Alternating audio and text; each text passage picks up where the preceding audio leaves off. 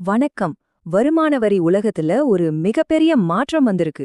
நம்ம ரொம்ப நாளா பழகி போன 1961 வருமான வரி சட்டத்தை ஏப்ரல் 1, 2026 இருந்து மாத்தி புதுசா 2025 சட்டத்தை கொண்டு வராங்க.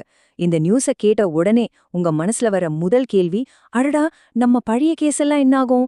அத பத்தி தான் இப்போ தெளிவா பார்க்க போறோம். உங்க மனசுல முதல்ல வர்ற கேள்வி இதுதானே? எனக்கு ஒரு நோட்டீஸ் பெண்டிங்ல இருக்கே, இந்த புது சட்டம் வந்ததால அது தானா கேன்சல் ஆகிடுமா? வாங்க, இதுக்கு என்ன பதில்னு முதல்ல பார்க்கலாம். அடுத்ததா இன்னொரு பெரிய சந்தேகம். ஒருவேளை என்னோட பழைய கேஸ்க்கு இந்த புது சட்டத்தோட ரூல்ஸ போட்டுருவாங்களோ?